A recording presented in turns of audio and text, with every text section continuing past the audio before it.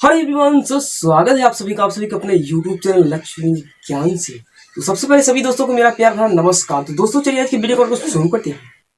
दोस्तों जैसा कि इस वीडियो के टाइटल और थंबनेल पे देख ही चुके हैं कि यह वीडियो क्लास 9th की मैथ की वीडियो है।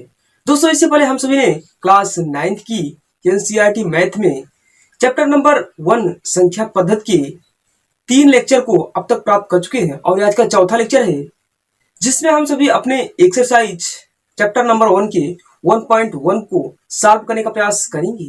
तो दोस्तों मेरे टाइम को वेस्ट किए हुए चलिए एक एक पॉइंट को अच्छी प्रकार समझने का प्रयास करते हैं। तो चलिए शुरू करते हैं।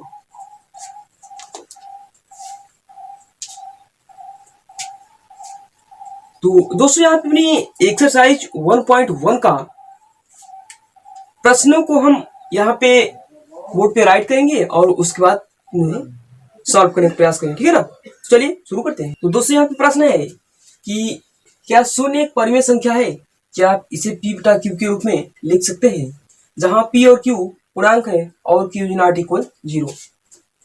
तो दोस्तों जैसा कि हम सभी जानते हैं कि परिमेय संख्या के अंतर्गत प्राकृतिक संख्याएं, पूर्ण संख्याएं, पूर्णांक संख्याएं और प्राकृतिक संख्याओं के समान ऋणात्मक पूर्णांक तथा और जो भी मान होते हैं वे सभी आते हैं। तो इस प्रकार से हम यहाँ पे कह सकते हैं कि शून्य एक परिमेय संख्या है। क्यों?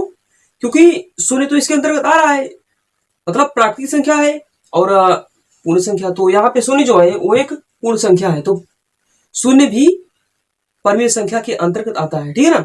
और यहाँ पे कहा गया है कि क्या आप इसे p बटा q के रूप में लिख सकते हैं? जी हाँ, इसे p बटा q के रूप में लिख सकते हैं, और जहां p और q पूर्णांक है, और ये भी बात है कि यहाँ पे p और q पूर्णांक है और इसे p और q इज नॉट इक्वल 0, और q का मान जो होगा वो 0 नहीं होगा, ठीक है ना। तो यहाँ पे हम लिख सकते हैं कि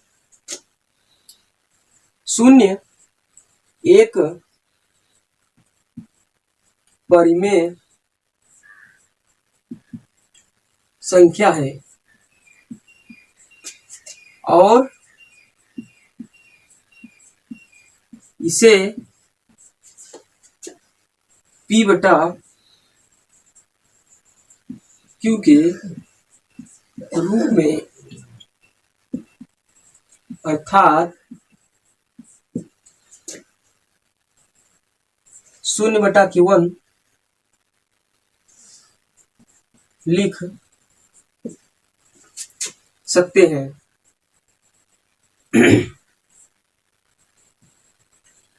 और जहां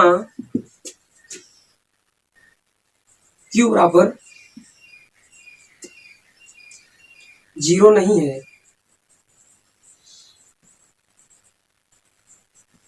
अर्थात 1 बराबर 0 नहीं है। क्यों? क्योंकि यहाँ पे 1 बराबर तो 0 हो नहीं सकता। क्यों? क्योंकि यहाँ पे शून्य है और शून्य बटा 1 है, और यहाँ पे हमें इसके हर को लेना है, ठीक है ना। तो यहाँ पे जब हर शून्य नहीं होगा तो यहाँ पे ये परिमेय संख्या के रूप में होगी, ठीक है ना। तो यहाँ पे क्या है, तो ये अर्थात 1 इज नॉट इक्वल 0, ठीक है ना, क्योंकि शून्य का हर तो 1 है। तो इस कारण से ये 1 शून्य के बराबर नहीं है, ठीक है ना। और यहाँ पे इस प्रकार से हम कह सकते हैं कि शून्य एक परिमेय संख्या है और इसे p बटा q के रूप में, अर्थात शून्य बटा q1 लिख सकते हैं, ठीक है ना। परिमेय संख्या तभी तो हुआ जब शून्य बटा q1 करेंगे, या किसी की बटा हम, जैसे किसी की बटा कुछ भी नहीं है तो वहां पे हम 1 कर देंगे तो परिमेय संख्या हो जाएगी, ठीक है ना। और तो इस प्रकार से के रूप में हम लिख सकते हैं, और जहां q इज नॉट इक्वल 0, ठीक है ना।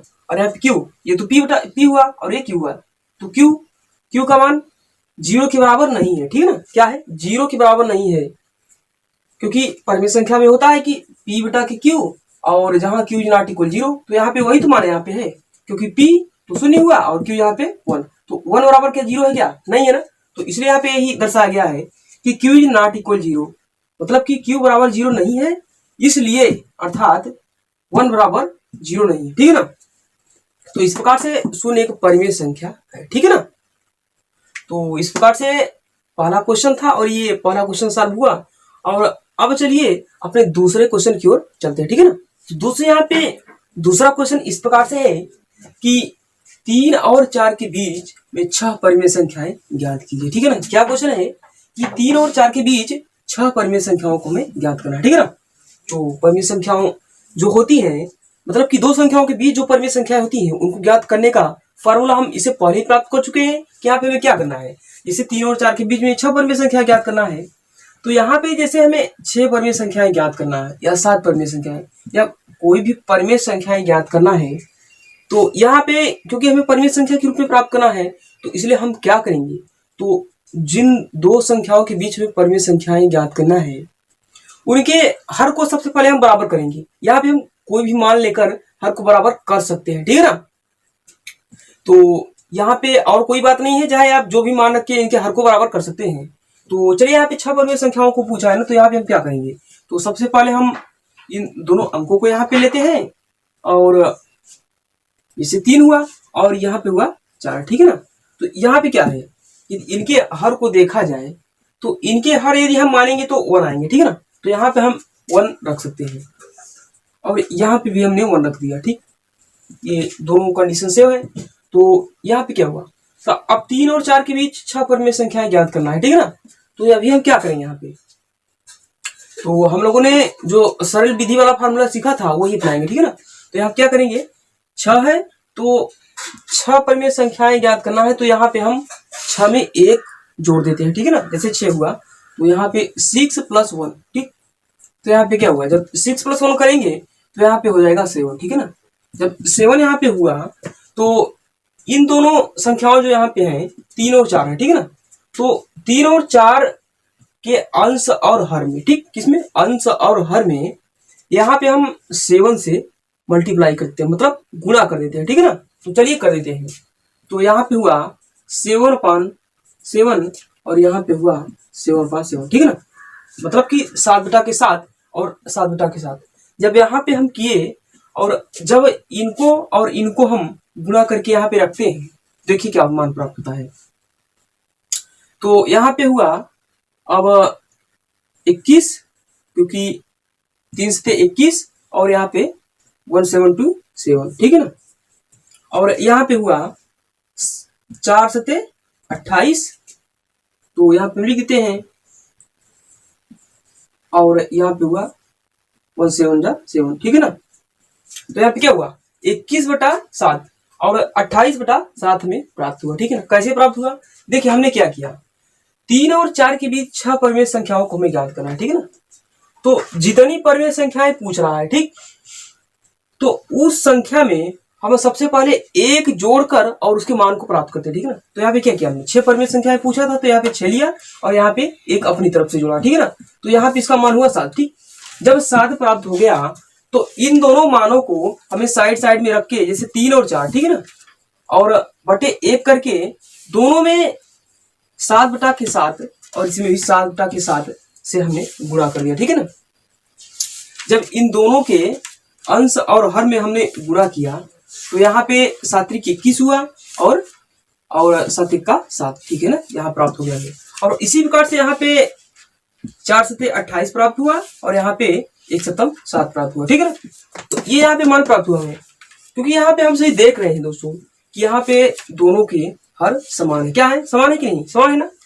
जब दोस्तों दोनों के हर समान हो जाते हैं तो क्या करना होता है, हमें परिमेय संख्याओं को ज्ञात करना और आसान हो जाता है, क्योंकि यही तो बात है कि सबसे पहले तो हमें इनके हर को बराबर करना पड़ता है। जब हमें इनके हर बराबर प्राप्त हुए तो हम ठीक प्रकार से बढ़ते क्रम में लिख देंगे यहां से यहां तक की संख्याएं जो इनके बीच की है, और वही हमारी 6 परिमेय संख्याएं हो जाएंगी। ठीक है ना, तो चलिए कर देते हैं। तो यहाँ पे देखिए इनके बीच, इन दोनों के बीच में क्या प्राप्त होगा, 22/7, 23/7, 24/7 और 25/7 और 26/7, इसी प्रकार से 27/7। ठीक है, तो यहाँ पे हमें कितनी संख्याएं प्राप्त हुई, यहाँ पे हमें 1 2 3 4 5 6 परिमेय संख्याएं प्राप्त हो गई। ठीक है ना, और अब देखिए दोस्तों, क्या ये जो 6 हमें परिमेय संख्याएं प्राप्त हैं, तो क्या ये 21/7 और 28/7 के बीच में है या नहीं। देखिए ये यहाँ से 21/7 है तो 22/7, 23/7, 24/7 25/7, 26/7 और 27/7। तो और इसका अंत क्या है, यहाँ शुरू हुआ यहाँ से तो 28/7, तो यहाँ पे 27/7 ही है। तो इस प्रकार से हम, और यहाँ पे 21/7, तो इस प्रकार से हम यहाँ पे कह सकते हैं कि ये परिमेय संख्याएं जो प्राप्त हैं, ये परिमेय संख्याएं 21/7 और 28/7 के बीच में ही है, ठीक है ना। तो इस प्रकार से ये अपना दूसरा क्वेश्चन था, और दूसरे क्वेश्चन का आंसर इस प्रकार से प्राप्त हुआ, ठीक है ना। आप लोगों को समझ में आ गया होगा उम्मीद है। तो अब चलिए चलते हैं नेक्स्ट क्वेश्चन की ओर। दोस्तों यहाँ पे अपना तीसरा क्वेश्चन इस प्रकार से है कि 3/5 और 4/5 के बीच 5 परिमेय संख्याएं ज्ञात कीजिए, ठीक है ना। तो इससे पहले अभी हम परिमेय संख्या को ज्ञात किए हैं और उसी बेस पे इनको भी याद करते हैं, ठीक है ना। तो चलिए करते हैं। तो यहाँ पे हमें करना क्या पड़ता है, हमें सबसे पहले इन दोनों के हर को समान करना पड़ता है, ठीक है ना। तो यहाँ पे हम क्या देखेंगे, इन दोनों के हर समान है, लेकिन इन दोनों के हर समान है, लेकिन यहाँ पे क्योंकि ये संख्याएं क्रमतः संख्याएं हैं, तो इस प्रकार से हम इनके बीच की परिमेय संख्याएं इस रूप में प्राप्त नहीं कर सकते हैं। तो हम किस रूप में प्राप्त कर सकते हैं, तो हमें इन दोनों के मान को और बड़ा रूप देना होगा, तब जाकर हम इन दोनों के बीच परिमेय संख्याएं ज्ञात कर सकते हैं। तो वो कैसे करेंगे, तो हम ऐसे करेंगे कि किसी भी संख्या को लेकर हम इन दोनों के अंश और हर में गुणा करेंगे। हम उतने अंकों से लेकर गुणा करेंगे जितने अंकों के अंदर ये 5 परिमेय संख्याएं उपस्थित होंगी, ठीक है ना। तो चलिए हम करते हैं। तो यहाँ पे हमने लिया सबसे पहले 3/5 और यहाँ पे लिया 4/5, ठीक है ना। जब इन दोनों संख्याओं को ले लिया तो हम यहाँ पे क्या करेंगे, तो हम वही संख्याएं लेंगे जिनसे गुणा करने पर उन दोनों के बीच ये संख्याएं लाई कर जाए, ठीक है ना। तो चलिए करते हैं। तो यहाँ पे हम क्या करेंगे, तो यहाँ पे हम करते हैं 6, ठीक है ना। तो यहाँ पे हम क्या किए, देखिए 6/6 और यहाँ पे 6/6, ठीक है ना। यहाँ पे हम और भी ऊंची संख्याओं को लेकर भी गुणा कर सकते हैं, ठीक है ना। यहाँ कोई बात नहीं है कि इन्हीं को लेकर कर सकते, हाँ, लेकिन यदि हम छोटे को लेकर करेंगे तो उन दोनों में संख्याएं प्राप्त करना मुश्किल होगा, ठीक है ना। तो हम यहाँ पे उन्हीं संख्याओं को लेंगे जिनसे गुणा करने पर उनके अंदर वो संख्याएं प्राप्त हो जाए, ठीक है ना। तो चलिए अब यहाँ पे मल्टीप्लाई हम करते हैं और इनके मान को रखते हैं, ठीक है ना। देखिए यहाँ पे जब मल्टीप्लाई करेंगे तो यहाँ पे हुआ 18 और यहाँ पे 5/30, ठीक है ना। तो यहाँ पे जब इतना प्राप्त हुआ और यहाँ पे देखिए तो 4×24 और यहाँ पे हुआ 5×30, ठीक है ना। अब यहाँ पे देखिए क्योंकि इन दोनों के हर तो समान है, जो 18/30 और 24/30 है, ठीक है ना। इन दोनों के हर तो समान है, तो क्या है, जब दोनों के हर समान हो जाते हैं तब हमें परिमेय संख्याओं को प्राप्त करना आसान हो जाता है, ठीक है ना। तो जो परिमेय संख्याओं को प्राप्त करना आसान है तो क्या करेंगे, हम इन दोनों के बीच की संख्याएं लिख देंगे, ठीक है ना। किनके किनके बीच, 18/30 और 24/30, ठीक है ना। जब हम इनके बीच की परिमेय संख्याएं क्रमतः लिख देंगे तो यहाँ पे हमें परिमेय संख्याएं प्राप्त हो जाएंगी, ठीक है ना। तो चलिए लिख देते हैं। देखिए इन दोनों के बीच परिमेय संख्याएं इस प्रकार बनेंगी कि 19/30, 20/30 और 21/30 और 22/30 और 23/30, ठीक है ना। तो यहाँ पे हमें कितनी संख्या प्राप्त हुई इन दोनों के बीच, इन दोनों के बीच 18/30 और 24/30 के बीच हमें 5 संख्याएं प्राप्त हुई, ठीक है ना। कौन कौन सी, 19/30, 20/30, 21/30, 22/30 और 23/30। तो देखिए ये तुम्हें संख्याएं प्राप्त हो गई, लेकिन अभी ये मूल रूप में नहीं है, ठीक है ना। तो मूल रूप में प्राप्त करने के लिए हमें क्या करना पड़ेगा, तो इन दोनों को हमें डिवाइड कर देना पड़ेगा, जो जिससे कट रहे हैं उनको हम काट देंगे, ठीक है ना। तो चलिए कर देते हैं। तो यहाँ पे 19/30 तो बराबर ही रहेगा, जिसे यहाँ पे कर देते हैं। देखिए 19/30 ये तो समान रहेगा, और यहाँ पे 20/30, तो इसको क्या करेंगे 10/15, ठीक है ना। जब हम इनको काटेंगे 2 से तो क्या होगा, 2 से जब काटेंगे तो 2 10 में 20, तो क्या होगा 10, और 2 से इसको काटेंगे तो क्या होगा 15, ठीक है ना। तो यहाँ पे क्या होगा 10/15 ये प्राप्त होगा ना, ठीक है। तो यहाँ पे 10/15 क्या प्राप्त होगा, 10/15, ठीक है ना। और इसी प्रकार से 21/30, ठीक है ना, इसको भी हम काट देंगे। ठीक, तो यहाँ पे इसको हम 3 से काटेंगे, तो 3 से काटेंगे तो क्या होगा, देखिए, तो यहाँ पे होगा 3×7=21, ठीक है ना, ये कट गया, और यहाँ पे ये 30 है, तो 30 कैसे कटेगा, 10, तो 10 जगह 30, तो यहाँ पे 10 बचा, ठीक है ना। तो यहाँ पे आगे क्या प्राप्त हुआ, हमें प्राप्त होता है 7/10, ठीक है ना। और आगे क्या प्राप्त होगा, तो ये भी कट जाएगा, ये 11 आ जाएगा और यहाँ पे 15 आ जाएगा, ठीक है ना। देखिए 10/15,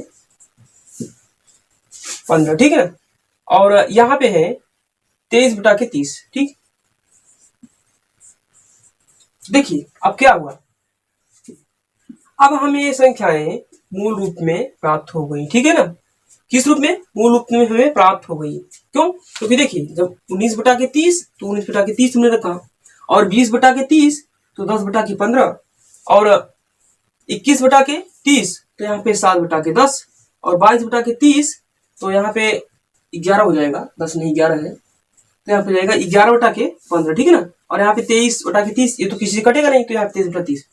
तो यहाँ पे देखिए अब हमें मूल रूप में 3/5 और 4/5 के बीच 5 परिमेय संख्याएं प्राप्त हो गई। कितनी परिमेय संख्याएं, 5 परिमेय संख्याएं, 5 परिमेय संख्याएं, और जो कि किनके किनके बीच है, 3/5 और 4/5 के बीच, ठीक है ना। 3/5 और 4/5 के बीच 5 परिमेय संख्याएं हमें ये प्राप्त हुई, ठीक है ना। तो यहाँ पे देखिए, तो इस प्रकार से ये आया। अब चलिए अगले क्वेश्चन को समझते हैं। उम्मीद है कि आप सभी इस क्वेश्चन को अच्छी प्रकार से सीख गए होंगे, ठीक है ना। तो चलिए अगले क्वेश्चन को चलते हैं। तो दोस्तों यहाँ पे पूरा चौथा क्वेश्चन इस प्रकार से है, आप सभी देख सकते हैं कि नीचे दिए गए कथन सत्य है या असत्य, कारण के साथ अपने उत्तर दीजिए, ठीक है ना। और उसके लिए यहाँ पे 4 विकल्प दिए गए हैं, आप सभी देख सकते हैं कि यहाँ पे पहला है कि प्रत्येक प्राकृतिक संख्या एक पूर्ण संख्या होती है, और दूसरा विकल्प है कि प्रत्येक पूर्णांक एक पूर्ण संख्या होती है, ठीक ना। और यहाँ पे तीसरा है कि प्रत्येक परिमेय संख्या एक पूर्ण संख्या होती है, ठीक है ना। तो यहाँ पे क्वेश्चन है, तो यहाँ पे पहले हम सभी क्वेश्चन को अच्छी प्रकार से देख लेते हैं कि इसके कहने का मतलब क्या है। तो दोस्तों यहाँ पे ये कह रहा है कि नीचे दिए गए कथन सत्य है या असत्य, ठीक है ना। ये जो कथन यहाँ पे दिए गए हैं ये सही है या गलत है, तो इनको चुनना है, सत्य या असत्य, और अपने कारण के साथ इसका उत्तर देना है कि मतलब कि ये किस कारण असत्य है और किस कारण सत्य है, ठीक है ना। तो चलिए एक एक को अच्छी प्रकार से सत्य और असत्य कथन का निरीक्षण करते हैं, ठीक है ना। तो देखिएगा यहाँ पे जो पहला है कथन, तो पहला है कि प्रत्येक प्राकृतिक संख्या एक पूर्ण संख्या होती है, ठीक है ना। तो दोस्तों जाहिर सी बात है कि हम सभी इससे पहले जान चुके हैं कि जो प्राकृतिक संख्याएं होती हैं वे 1 से लेकर अनंत तक जाती है, ठीक है ना। और जबकि जो पूर्ण संख्या होती है वो 0 से लेकर अनंत तक जाती है, ठीक है ना। तो इस प्रकार से हम कह सकते हैं कि जो प्राकृतिक संख्याएं होती हैं वे पूर्ण संख्याओं के संग्रह में ही आती हैं। संग्रह का मतलब यहाँ ये है दोस्तों, क्योंकि जो प्राकृतिक संख्याएं या पूर्ण संख्याएं होंगी वो एक तो होंगी नहीं, तो कई संख्या होंगी ना, तो इसलिए जो कई संख्याएं या संख्याओं का समूह होता है तो उसी को संग्रह बोलते हैं। तो इस प्रकार से हम कह सकते हैं कि जो पूर्णांकों का जो संग्रह होगा, मतलब कि जो 0 से लेकर अनंत तक की संख्याएं होंगी उसी के अंतर्गत, ठीक है ना, उसी के अंतर्गत ही पर प्राकृतिक संख्याएं उपस्थित है, ठीक है ना। क्योंकि जो 0 1 2 3 4 5 6 इस प्रकार से अनंत तक है पूर्ण संख्या, और जो यहाँ पे जो प्राकृतिक संख्या है अपनी वो 1 से लेकर अनंत तक है, ठीक है ना। तो यहाँ पे पूर्ण संख्याओं के जो यहाँ पे संग्रह है उन्हीं के अंतर्गत ही हमारी प्राकृतिक संख्या उपस्थित होती है, ठीक है ना। तो इस प्रकार से हम यहाँ पे इसका कारण दर्शा देंगे कि प्रत्येक प्राकृतिक संख्या एक पूर्ण संख्या होती है, ठीक है ना। क्योंकि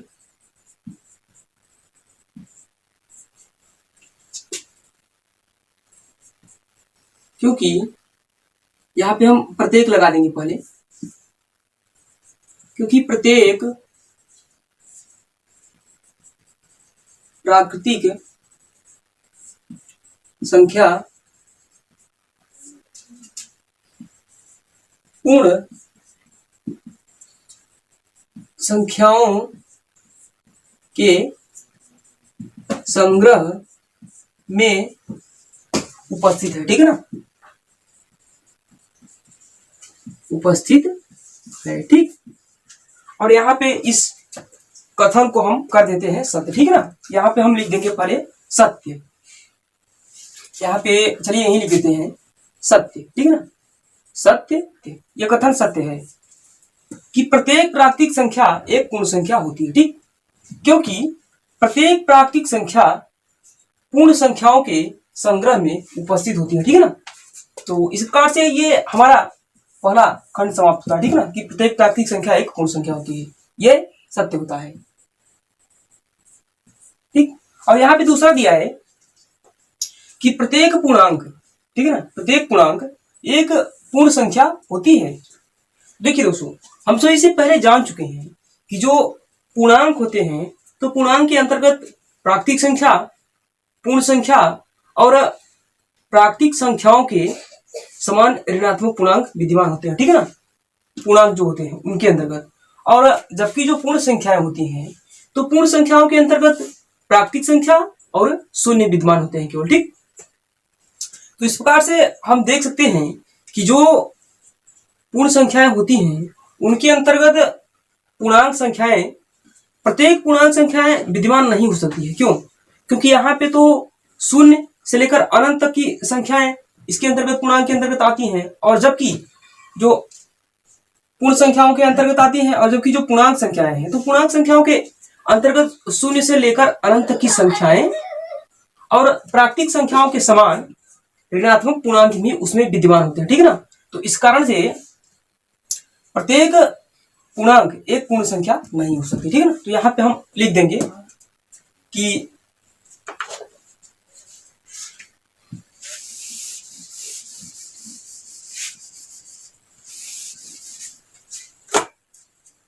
यहाँ पे लिख देंगे असत्य है। ठीक है, असत्य है कि प्रत्येक पूर्णांक एक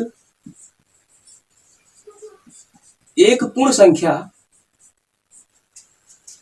नहीं हो सकती। ठीक है ना,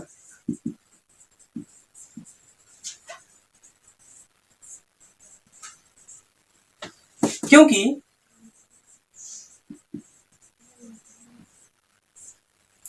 जो पूर्णांक संख्याओं में उपस्थित होते हैं जो अंक, वे पूर्ण संख्याओं के, क्योंकि जो पूर्णांक संख्याओं के प्रत्येक मान होते हैं वे पूर्ण संख्याओं में उपस्थित नहीं है। ठीक है ना, क्योंकि यहां लिख देंगे प्रत्येक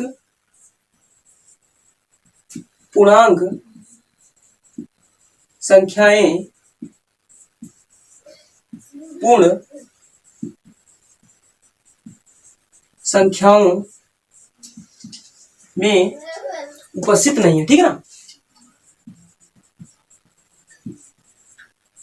उपस्थित नहीं है। ठीक, तो इस प्रकार से ये दूसरा क्वेश्चन हुआ कि दूसरा क्वेश्चन मतलब कि प्रत्येक पूर्णांक एक पूर्ण संख्या होती है, तो असत्य है, प्रत्येक पूर्णांक एक पूर्ण संख्या नहीं हो सकती। ठीक है ना, और यहाँ पे हमने उसको लिख के भी दर्शा दिया कि प्रत्येक पूर्णांक एक पूर्ण संख्या नहीं हो सकती है, क्योंकि प्रत्येक पूर्णांक संख्याएं पूर्ण संख्याओं में उपस्थित नहीं है। ठीक है ना, या पूर्ण संख्याओं के संग्रह में उपस्थित नहीं है। ठीक है ना, या हम इसे एक और प्रकार से, इस प्रकार से भी लिख सकते हैं कि जैसे यहाँ पे हम पूर्णांक का कोई भी मान ले लेंगे और उसको हम वहां पे दर्शा देंगे कि ये मान पूर्ण संख्याओं में उपस्थित नहीं है। ठीक है ना, तो हम वहां उस प्रकार से भी लिख सकते हैं और इस प्रकार से भी लिख सकते हैं। ठीक है ना, वहां पे कोई कंफ्यूजन की बात नहीं है और तो कोई गलत की बात है। ठीक है ना, वहां पे चाहे हम उस प्रकार से लिखें चाहे इस प्रकार से लिखें, दोनों ठीक है। ठीक, तो इस प्रकार से ये अपना दूसरा समाप्त हुआ। ठीक है ना, तो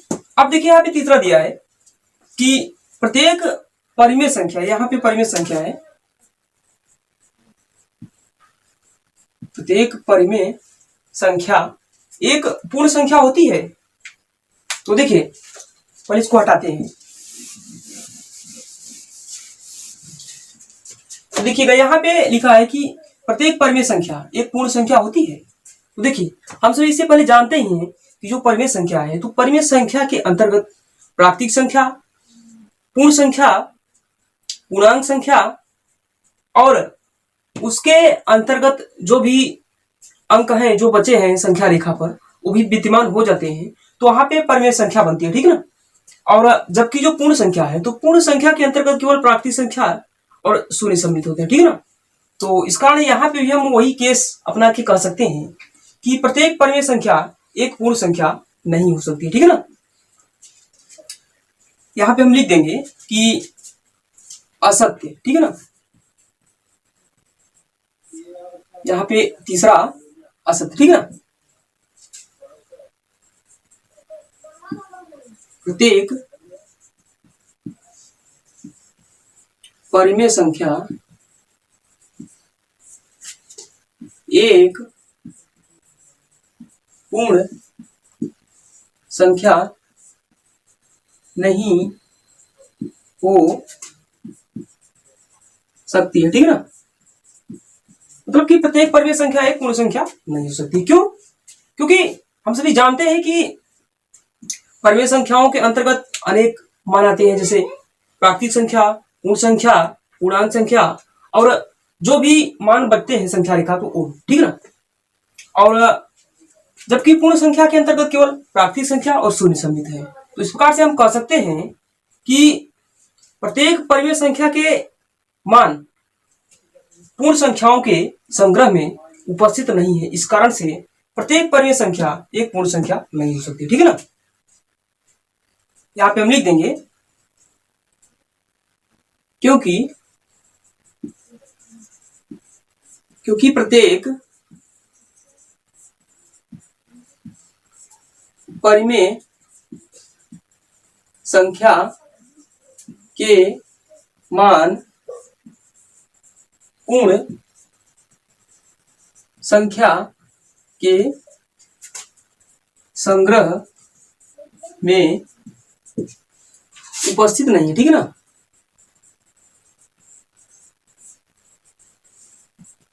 ठीक, तो इस प्रकार से यहाँ पे तीसरा भी समाप्त होता है। जो क्वेश्चन था कि प्रत्येक परिमेय संख्या एक पूर्ण संख्या होती है, तो असत्य है, क्योंकि प्रत्येक परिमेय संख्या एक पूर्ण संख्या नहीं हो सकती, ठीक है ना। प्रत्येक परिमेय संख्या के मान पूर्ण संख्या के संग्रह में उपस्थित नहीं है, ठीक है ना। इस कारण से प्रत्येक परिमेय संख्या एक पूर्ण संख्या नहीं हो सकती, ठीक है ना। और यहाँ पे हम इसको दूसरी प्रकार से भी दर्शा सकते हैं कि जो परिमेय संख्या का मान है, तो उसमें से हम किसी मान को भी ले सकते हैं।